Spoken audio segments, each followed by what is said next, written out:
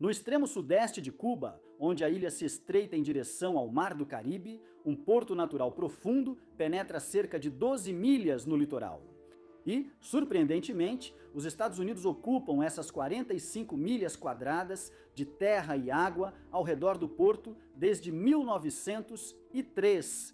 Dentro desse perímetro de 17 milhas de cercas, há uma instalação americana autossuficiente, a cerca de 400 milhas de Miami. A própria baía divide a base em duas partes, com o campo de aviação no lado de Sotavento e a instalação principal no lado de Barlavento. Essas áreas são ligadas por uma balsa.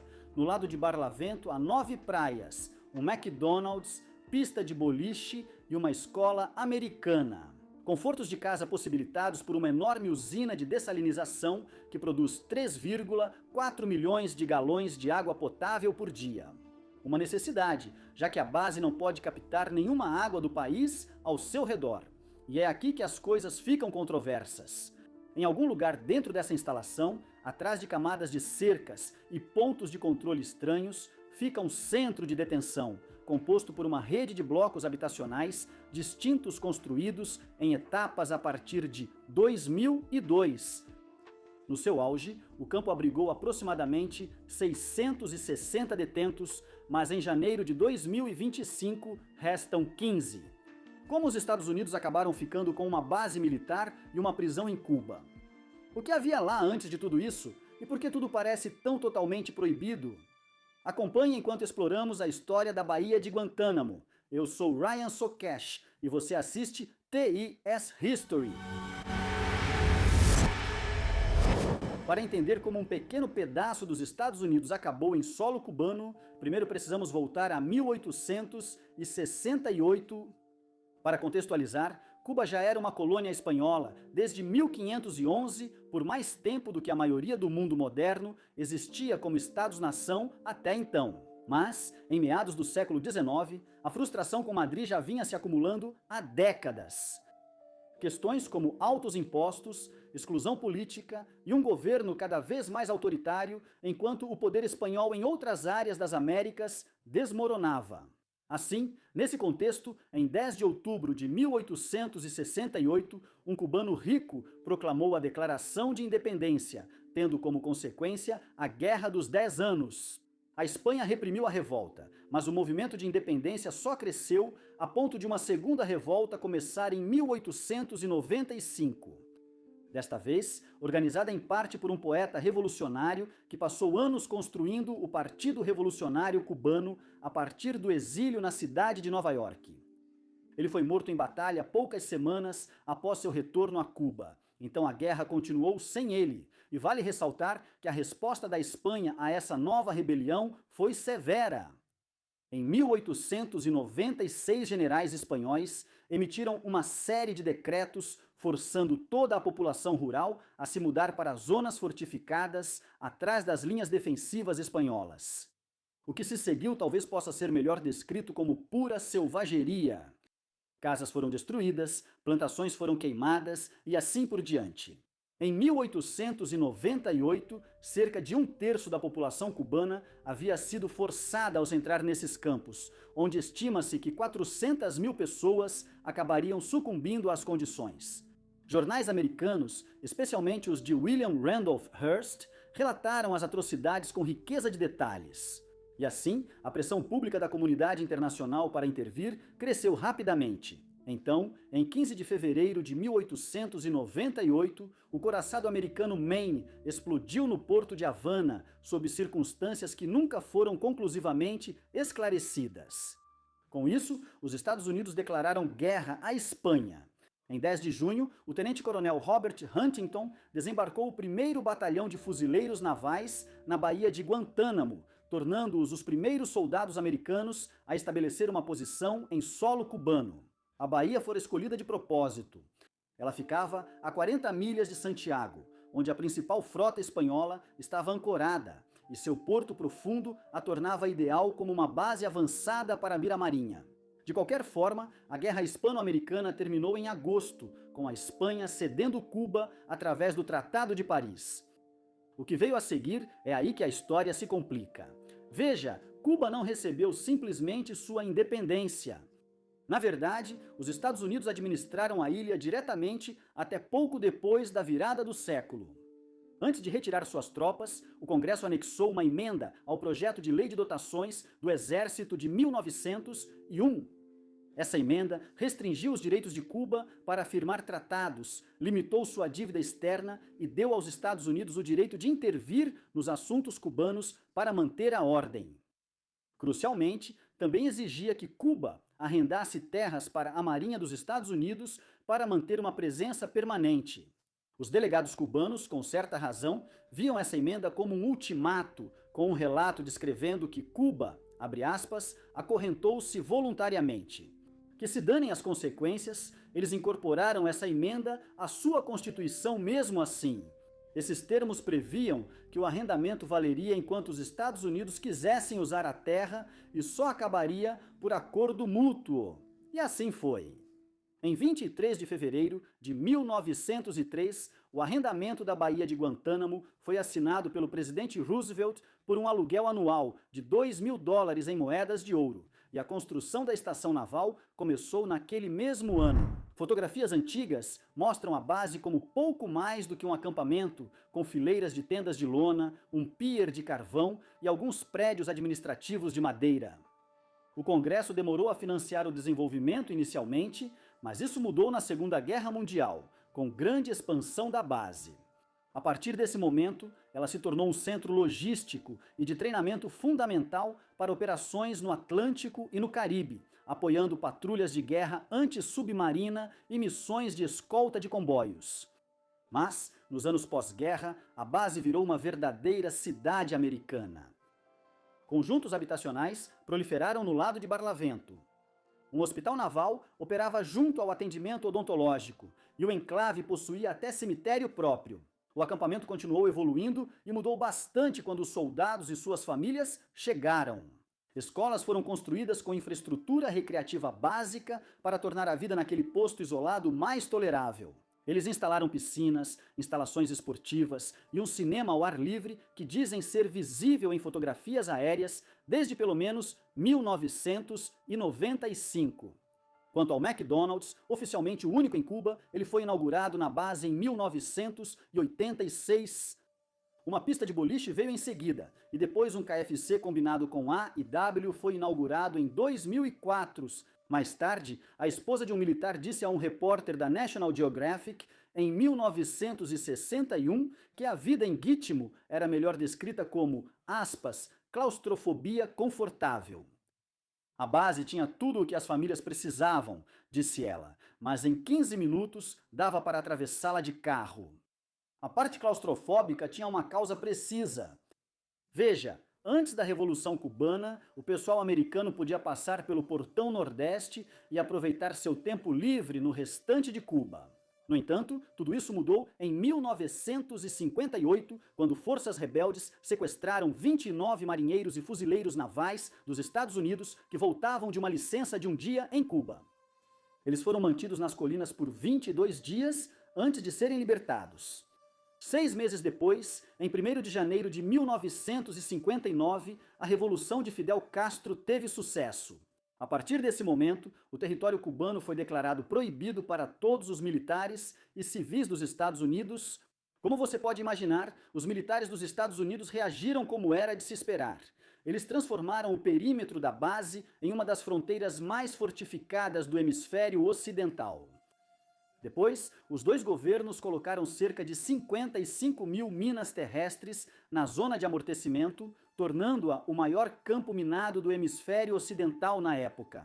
Para reforçar a segurança, Castro mandou plantar milhas de cactos ao longo da seção nordeste da cerca. A ideia era impedir que os cubanos tentassem buscar refúgio na base. Fuzileiros navais americanos chamavam isso de cortina de cactos. Depois, as coisas ficaram ainda mais tensas em fevereiro de 68, quando Castro cortou completamente a adutora de água doce que abastecia a base, uma tática de pressão desencadeada por uma disputa sobre pescadores cubanos presos perto da Flórida. Os comandantes da base responderam importando água da Jamaica até que a usina de dessalinização, que ainda funciona hoje, pudesse ser construída. De qualquer forma, durante a crise dos mísseis de Cuba, as famílias dos militares foram evacuadas da base enquanto as forças americanas e soviéticas chegavam à beira de um conflito aberto. A própria base recebeu uma guarnição de fuzileiros navais ampliada e se tornou um ponto de preparação em caso de invasão. Por 13 dias, foi um dos pedaços de terra mais estrategicamente significativos do mundo. A crise passou e Guantánamo voltou ao ritmo de uma base naval ativa. O de sempre: reabastecer navios, realizar operações de combate ao narcotráfico no Caribe ou cortar a grama ao redor do McDonald's. No entanto, em 91, a base assumiu uma função para a qual ninguém havia se planejado e foi um momento bastante marcante. Após um golpe no Haiti, a Guarda Costeira dos Estados Unidos começou a interceptar refugiados haitianos no mar e transportá-los para Guantánamo.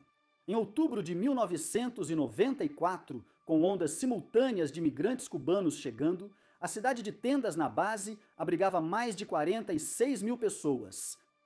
A infraestrutura construída para essa operação, o sistema de triagem, a cerca, a capacidade de manter grandes números de pessoas em limbo jurídico em solo, que tecnicamente não era território americano, deixou um modelo que acabaria sendo reutilizado.